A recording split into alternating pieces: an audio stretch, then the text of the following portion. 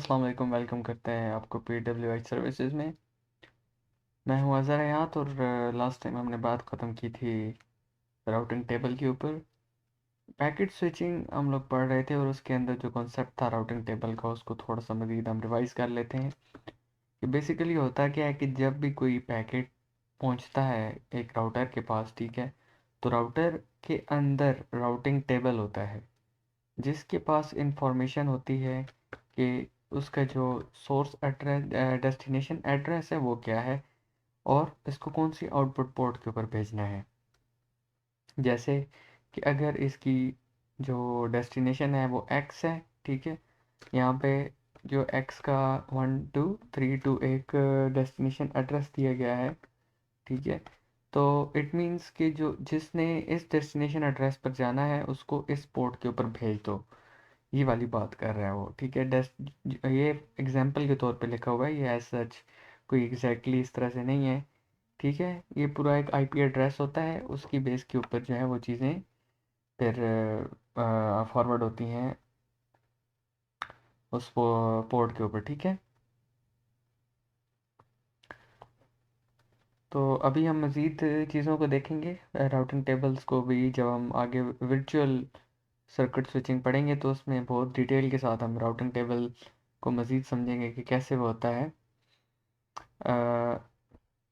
A switch in a datagram network uses a routing table that is based on destination address। वही बात लिखी हुई है कि जो switch in a datagram network, जो हम ये नेटवर्क है हमारा, ये डाटाग्राम नेटवर्क है, ठीक है।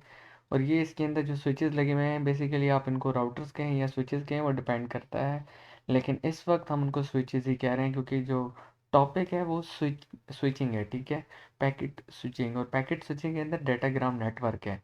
तो डाटाग्राम नेटवर्क के अंदर जो स्विच होता है वो आपका एक राउटिंग टेबल यूज़ करता है जो बेस्ड करता है ऑन आपका डेस्टिनेशन एड्रेस के ऊपर, ठीक है। डेस्टिनेशन एड्रेस वही है कि कौन से नोड के पास फाइनली उस मैसेज ने अप्रोच करना है। The destination address in the header of a packet in a datagram network remains the same during the entire journey of packet. The destination address in the header of a packet, ठीक है। It means कि ये जो destination है ना, हमने अगर आपको याद हो कि हमारी पिछली वीडियोस में होप टू होप फॉरवर्डिंग होती थी, उसमें destination address hop to hop change होता था कि अगर किसी ने यहाँ से यहाँ आना है तो उसका डेस्टिनेशन एड्रेस ये वाला होगा, फिर यहाँ से इधर आना है तो उसका डेस्टिनेशन एड्रेस चेंज होकर ये वाला बन जाएगा। लेकिन जो हमारा डाटाग्राम नेटवर्क है उसमें थ्रू आउट डेस्टिनेशन एड्रेस आपका सेम रहेगा, ठीक है। ये हमारे कुछ डिलेज हैं, ये हमने अपनी पिछली वीडियो के अंदर भी देखे थे कि अगर मैसेज है वो जनरेट होता है इस पॉइंट के ऊपर तो वो यहाँ तक आते आते उसको कुछ टाइम लगा है, ठीक है। फिर इस राउटर ने उसको प्रोसेस किया है, प्रोसेस करने के बाद कि उस जो प्रोटोकॉल्स उसमें लगे हुए हैं वो प्रॉपर एक प्रोग्रामिंग हुई हुई होती है और वो चेक करता है कि इसमें कौन सा प्रोटोकॉल है, कौन से पाथ के ऊपर इसको भेजना है, तो वो थोड़ा सा वेटिंग टाइम आता है, वो वेटिंग टाइम उसके बाद उसने इस राउटर के ऊपर भेजा, इसने अपना प्रोसेस टाइम लिया, ठीक है, ये इस राउटर का प्रोसेस टाइम है, इसने जनरेट कर दिया फाइनल डेस्टिनेशन के ऊपर। तो ओवरऑल जो हमारा है वो टोटल डिले है और ये दरम्यान में आपके वो वेटिंग टाइम है जिसमें उस राउटर्स ने या स्विचेस ने वो प्रोसेसिंग की है। Switching in the internet is done by using datagram approach to packet switching at network layer, ठीक है। Switching in the internet is done by using the datagram approach. अब हम यहाँ पे क्या कर रहे हैं, डाटाग्राम नेटवर्क के ऊपर स्विचिंग कर रहे हैं, ठीक है। तो वो वही सेम काम होता है नेटवर्क लेयर के ऊपर जब हम पैकेट स्विचिंग करते हैं, ठीक है। तो ये ऑलमोस्ट इसकी हम कह सकते हैं कि सेम ही अप्रोच रहती है। अभी वर्चुअल सर्किट नेटवर्क की अगर हम बात करें तो वर्चुअल जो होता है उसमें क्या होता है कि जो फिजिकली आपके पास पाथ डेडिकेट नहीं होता, लेकिन आपके पास जो है वर्चुअली पाथ डेडिकेट होता है। इट मीन्स के कॉन्सेप्ट आपका वही रहने वाला है जो हमने पढ़े थे अपने सर्किट स्विचिंग के अंदर, जिसमें एक फिजिकली पाथ आपका है इस्टेब्लिश होता है, डेडिकेट हो जाता है, और जब वो पाथ इस्टेब्लिश हो जाता है तो उसके दरमियान उस दौरान कोई और उस लिंक पे कम्युनिकेशन हो नहीं सकती। लेकिन यहाँ पे कॉन्सेप्ट कुछ और है, जहाँ पर जितने आपको लिंक रिक्वायर्ड हैं आप उन उतने डेडिकेटेड लिंक्स बना सकते हैं। Virtual circuit network is a cross between a circuit switch network and a datagram network, ठीक है। तो ये डाटाग्राम नेटवर्क को आप पैकेट स्विचिंग भी कह सकते हैं, ये इंटरचेंजेबल वर्ड्स हैं। It has some characteristics of both. कौन कौन सी करेक्टरिस्टिक्स होंगी? फिलहाल हमने देखना है कि जो हमने सर्किट स्विचिंग की डायग्राम थी सेम वही डायग्राम है, ठीक है। लेकिन ये जो आपके पास पाथ्स हैं, ये लिंक्स हैं, ये भी वर्चुअल हैं, ठीक है। ये वर्चुअली आपके वो प्रोटोकॉल्स डिफाइन करके और प्रोग्रामिंग के थ्रू इनको प्रोग्राम किया गया है। ये आपके वो जो जिस तरह से आपकी वायरलेस कम्युनिकेशन होती है ना, उसी तरह से आपके पाथ जो है वो इस्टेब्लिश हुए हुए हैं। यहाँ पे आइडेंटिफायर का जो कॉन्सेप्ट है, ठीक है। अब हमारा जो एक डाटाग्राम होता है उसमें एक फील्ड होती है VCI की।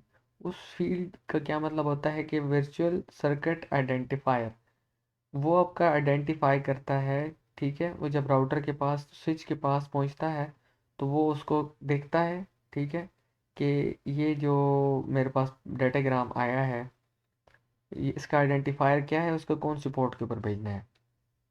ये कुछ इस तरह से कॉन्सेप्ट रहता है कि ये मेरे पास दो डाटाग्राम है इनकमिंग, ठीक है। इनकमिंग डाटाग्राम में वो जब इसके पास आएंगे तो ये राउटिंग टेबल होगा इसके पास।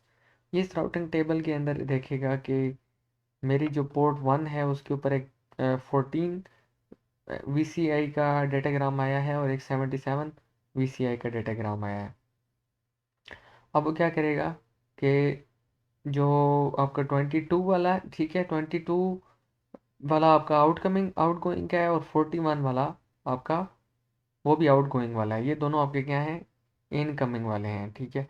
तो ये आपकी जो इन्फॉर्मेशन है वो किस पे है, आपकी राउटिंग टेबल के ऊपर ये सारी इन्फॉर्मेशन बताई हुई है कि कौन सा पैकेट आपका इनकमिंग आ रहा है और कौन सा जो आउटगोइंग है उसको कौन सी पोर्ट के ऊपर भेजना है। तो ये कॉन्सेप्ट होता है आपका वर्चुअल सर्किट आइडेंटिफायर का। इसमें आइडेंटिफायर्स यूज़ होते हैं पाथ इस्टेब्लिश करने के लिए, कौन से पोर्ट के ऊपर कौन सा डाटाग्राम सेंड करना है, ये वाली सारी चीज़ें उसमें डिस्कस होती हैं। इस तरह से ही अभी हमारे पास जो है वो पैकेट्स कुछ ज़्यादा हो गए हैं, तो वही इंफॉर्मेशन अभी हम देखेंगे इसमें कि किस तरह से। ये देखें हमारे पास पोर्ट 1 के ऊपर इनकमिंग पोर्ट के ऊपर जो है ए ने डाटाग्राम भेजा जिसमें VCI 14 था, वो ये देखेगा कि मेरी पोर्ट 1 के ऊपर VCI 14 आया है, ठीक है। और पोर्ट 3 के ऊपर जो है वो आउटगोइंग पोर्ट है मेरी, ठीक है, उसमें मैंने 66 डाटाग्राम भेज दिया हुआ। और इसी तरह से ये अपने टेबल के ऊपर देखेगा, ठीक है। जो इन्फॉर्मेशन इसको यहाँ से मिलेगी ये उसी तरह से उसको ट्रीट करता जाएगा अकॉर्डिंगली।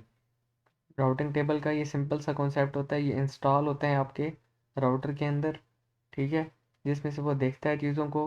और ये राउटिंग टेबल आपका बनता है on the basis of protocol. तो जब प्रोटोकॉल हम बाकायदा बनाएंगे प्रैक्टिकली तो फिर ये चीज़ें आपको मज़ीद क्लियर होती जाएंगी। फ़िलहाल आप ये चीज़ें नोट डाउन करते जाएं जो मैं आपको बता रहा हूँ, ठीक है। Virtual circuit switching, all packets belonging to the same source and destination travel the same path, but the packets may arrive at the destination with different delays, ठीक है। If resource allocation is on demand, इस बात को थोड़ा समझना है कि virtual circuit switching के अंदर जितने पैकेट होते हैं अगर वो सेम सोर्स से हैं और वो सेम डेस्टिनेशन की तरफ जा रहे हैं, लेकिन पैकेट्स जो हैं वो हो सकता है सेम टाइम पर ना पहुँचे, उन्हें डिलेज आ सकता है। क्यों? क्योंकि हमें जो रिसोर्स एलोकेशन है वो ऑन डिमांड होती है, तो ज़रूरी नहीं है कि सबको एक जितनी रिसोर्सेज जो है वो एक ही टाइम पर मिल रही हो, तो इसी वजह से वो डिलेज आते हैं हमारे। तो यही बात इसने की है कि अगर सोर्स एक है डेस्टिनेशन एक है पैकेट की, तो ऐसा नहीं है कि सारे पैकेट एक ही टाइम पर पहुँच जाएंगे, उनमें आपस में डिलेज होंगे। मज़ीद इन डिलेज़ को समझने के लिए जो है अभी हमारी वीडियो थोड़ी लेंथी हो रही है, हम डिलेज़ को डिस्कस करेंगे अपने नेक्स्ट वीडियो के अंदर। अभी तक जितनी भी चीज़ें हमने पढ़ी हैं जो डिस्कस की हैं, अगर आपको उसमें से कोई कन्फ्यूजन है, समझ नहीं आई, तो आप उनको जो है कमेंट्स के अंदर लाजमी मेंशन करें। उनको हम ट्राई करेंगे कि क्लियर किया जाए। बाकी बुक आपने डाउनलोड की हुई है, नहीं की तो हमारी फ़र्स्ट वीडियो के अंदर जो डिस्क्रिप्शन में लिंक मौजूद है डाउनलोडिंग का, आप वहाँ से वीडियो जो बुक है ये डाउनलोड करके मज़ीद चीज़ टैली कर सकते हैं। तब तक के लिए इतना ही। Thanks for watching.